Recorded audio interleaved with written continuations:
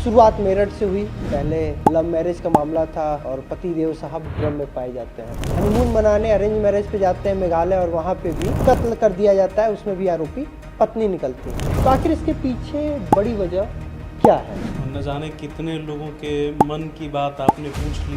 वो लड़की प्लान कर रही है मारने का और अपनी मदर इन लॉ से कह रही कि मैं तो एकादशी का व्रत हूँ, माँ जी मैंने कुछ खाया नहीं है, मेरे पैरों में दर्द हो रहा है, फल भी नहीं खा रही हूँ, निर्जला व्रत हूँ। ये अभी आने वाले 5-6 वर्षों तक इस तरह की घटनाएं होती रहेंगी, इसको रोका नहीं जा सकता। हमारे यहाँ स्त्री शताब्दियों से दमित रही है। जो लिव इन में रहा वो फ्रिज में पाया गया, जिसने लव मैरिज किया वो ड्रम में पाया गया और जो अरेंज मैरिज किया वो पहाड़ों पे पाया गया। किसी व्यक्ति की कुंडली में क्या उसकी पत्नी ही उसके मृत्यु का कारण बनेगी, इसकी व्याख्या, इसकी भविष्यवाणी बिल्कुल संभव है। कैसे? This video is sponsored by Ram Ram Group of Companies, co-sponsored by Nature House and Bhaiya Ji Silver Coated Ilaichi. एक बार फिर आप सभी का स्वागत है बतकही चौक पे। बतकही चौक पे आज बतौर मेहमान हमारे साथ फिर से डॉक्टर मधुसूदन उपाध्याय जी हैं। आज बतकही होगी एक ऐसे मुद्दे पे जो आज ऐसा लग रहा है कि बहुत आम हो गया है, लेकिन वो आम है या फिर उसके पीछे कोई बड़ी वजह है, उसको जानते हैं। शुरुआत मेरठ से हुई। पहले लव मैरिज का मामला था और पति देव साहब ड्रम में पाए जाते हैं। उसके बाद हनीमून मनाने अरेंज मैरिज पे जाते हैं मेघालय और वहाँ पे भी कत्ल कर दिया जाता है। उसमें भी आरोपी पत्नी निकलती हैं। ऐसे तमाम कई मामले इन दिनों देखने को मिल रहे हैं। तो आखिर इसके पीछे बड़ी वजह क्या है? बहुत बहुत सुंदर प्रश्न है ये, और न जाने कितने लोगों के मन की बात आपने पूछ ली कि कहीं ऐसा तो नहीं कि इसके लिए कोई ग्रह गोचर ही जिम्मेदार हो कि अचानक से इस तरह की घटनाओं में कई गुना इजाफा हो जाना। और बिल्कुल ठीक बात है, उस दृष्टि से सोचना भी चाहिए। देखिए, भारतीय ज्योतिष परंपरा में विवाह को हम तुला राशि से देखते हैं। शुक्र की राशि है। कोई भी विवाह कैसा होगा, कितना चलेगा, ये तुला राशि और तुला राशि से शुक्र की दूरी ये बताती है। अब इधर आप देखें कि 2-3 बड़े महत्वपूर्ण ग्रह गोचर कैसे हुए। राहु जब मीन राशि में आए हैं, उसके बाद से इस तरह की घटनाओं में अप्रत्याशित वृद्धि देखी गई। अब राहु जो है, जब वो मीन राशि में गोचर कर रहे थे तो वो तुला राशि से छठवें था। ठीक है। और जो छठा भाव है वो रोग, ऋण, शत्रु का भाव होता है। सप्तम भाव ऐसे तो मारक भाव कहा जाता है ज्योतिष में, परंतु आप यह देखें कि रोग, ऋण, शत्रु छठा भाव और रंध्र भाव, मृत्यु का जो भाव है, इन दोनों के बीच में पत्नी खड़ी होती है। सप्तम भाव खड़ा होता है। अब जिन लोगों के ये सप्तम भाव सप्तमेश अच्छे होते हैं, उनके जीवन में रोग, शत्रु, कर्जा, मृत्यु दूर रहता है। अब इधर क्या हुआ कि काल पुरुष की कुंडली के सप्तम भाव से छठे में जब राहु का गोचर प्रारंभ हुआ और फिर इधर जब शनि का गोचर प्रारंभ हुआ, तो इस तरह की घटनाओं में अचानक से उछाल आना शुरू हो गया। और ये केवल भारत की बात नहीं है, ये पूरे वैश्विक संदर्भ में भी हम इसको देख सकते हैं। राहु षड्यंत्र का कारक है। अच्छा। आप राहु की कहानी से हम सब अमृत परिचित हैं। कैसे उन्होंने पिया? अमृत पीने के लिए उसने वेश बदला, माया का वेश धारण किया। ऐसे ही आजकल आप देखें पत्नियों के स्वभाव को, जो मैं सभी पत्नियों की बात नहीं कर रहा हूँ, जो इस तरह के केसेस देखने में आ रहे हैं, वहाँ पर माया का एलिमेंट कितना तगड़ा है। अभी हम लोगों ने ये मेघालय वाला केस देखा। वो लड़की प्लान कर रही है मारने का, लाइव लोकेशन भेज रही है। अब पूरा षड्यंत्र सामने आ चुका है और अपनी मदर इन लॉ से कह रही कि मैं तो एकादशी का व्रत हूँ, माँ जी मैंने कुछ खाया नहीं है, मेरे पैरों में दर्द हो रहा है, फल भी नहीं खा रही हूँ, निर्जला व्रत हूँ। ये माया है और ये राहु है। मुझसे कल किसी ने पूछा था कि ये कब तक चलेगा, और मैंने उनसे कहा कि ये अभी आने वाले 5-6 वर्षों तक इस तरह की घटनाएं होती रहेंगी, इसको रोका नहीं जा सकता।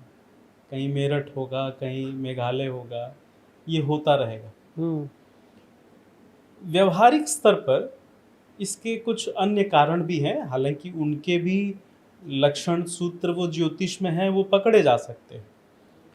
हमारे यहाँ स्त्री शताब्दियों से दमित रही है, यह स्वीकार करने में मुझे कोई परेशानी नहीं है। परेशानी नहीं, आपत्ति नहीं। शास्त्र कुछ और कहते हैं। शास्त्र स्त्री को देवी मानता है। समाज जिसके जीवन में शास्त्र साधारणतया लड़ने झगड़ने के वाद विवाद के स्तर पर ही शास्त्र आता है, आचरण में शास्त्र गायब है। तो अब वो स्त्री को जब बांधना होता है तो कहता है कि तुम तो देवी हो, तुम तो ये हो, लेकिन उसको वह स्वरूप दैनंदिन जीवन में दिखाई नहीं देता। स्त्री का दमन हुआ और वह स्त्री का जो मन है अब एक नए विस्फोट की तरफ जा रहा है। उसके पीछे एक कारण ये भी है कि बेजा स्वतंत्रता भी दी जा रही है। नहीं, अभी एक बात हुआ कि स्वतंत्रता पे बात है, जो लिव इन में रहा वो फ्रिज में पाया गया, जिसने लव मैरिज किया वो ड्रम में पाया गया, और जो अरेंज मैरिज किया वो पहाड़ों पे पाया गया। तो अगर ऐसे व्यक्ति, मतलब आपने कहा कि ये सब राहु का गोचर है, लेकिन अगर जैसे मेरे को अपनी कुंडली जाननी है, मुझे भी भाई शादीशुदा आदमी अगर जानना है कि क्या मेरी भी कुंडली जो है सप्तम भाव, अगर सप्तम भाव मुझे देखना हो तो मैं क्या देखूं, अपने ज्योतिष से क्या पूछूं कि भाई मेरी कुंडली देखिए और पता कीजिए कि किस भाव में क्या है। देखिए, किसी व्यक्ति के मृत्यु का क्या कारण होगा इसका लगभग 100% एक्यूरेसी के साथ प्रेडिक्शन किया जा सकता है। किसी व्यक्ति की कुंडली में क्या उसकी पत्नी ही उसके मृत्यु का कारण बनेगी, इसकी व्याख्या, इसकी भविष्यवाणी बिल्कुल संभव है। कैसे?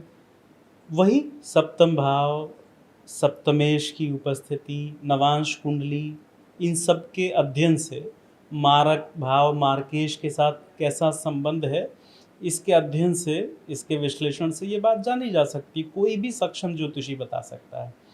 आपने देखा होगा कि अभी इंदौर के एक ज्योतिषी का वो वायरल हुआ कि मैंने राजा रघुवंशी का पहले ही कहा था कि आपकी पत्नी आपकी मृत्यु का कारण बन सकती है, आपको मंगल के उपाय ऐसे ऐसे करने चाहिए। वो इस समय इंटरनेट पे बड़ा वायरल है। चलिए, इसमें एक अवसरवादिता छुपी हो सकती है कि उनको मौका मिल गया अपनी प्रेडिक्शन को भुनाने का, लेकिन इससे ज्योतिष शास्त्र की अचूकता एक बार फिर से स्पष्ट होती है कि इस तरह की भविष्यवाणी की जा सकती है। अच्छा, विवाह संबंध जो है ना, जैसे हमारे यहाँ ये 16 संस्कारों में एक संस्कार है, ठीक है। अब हम जब विवाह के लिए चुनाव करते थे तो जिसको कहते हैं ना कि 7 पुश्तों की पड़ताल की जाती थी।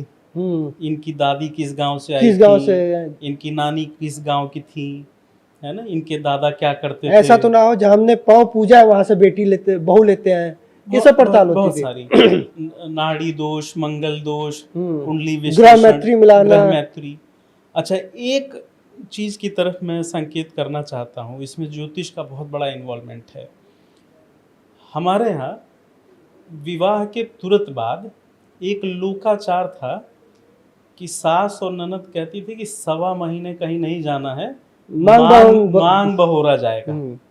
ठीक है, वो मांग बहोरने में जो सिंदूर इस्तेमाल होता है वो मंगल का प्रतिनिधित्व करता है। अब 1.25 महीने जब मांग बहोरा जाएगा, 1.25 महीने वो नया आया हुआ पारिवारिक का जो सदस्य है वो कहीं बाहर नहीं जा रहा है, तो उस घर के वातावरण, घर के लोगों की रुचि अरुचि, उनका मन, उनका अमन, उसमें वो थोड़ा सा कनेक्ट हो जाता है। और आज शादी हुई, कल आप चले गए हनीमून मनाने। ठीक है, एक तो यह हनीमून, यह पूरी तरह से विदेशी वितंडा है। हमारे यहाँ कोक शास्त्र, काम शास्त्र की इतनी पुस्तकें हैं, कहीं हनीमून का जिक्र नहीं।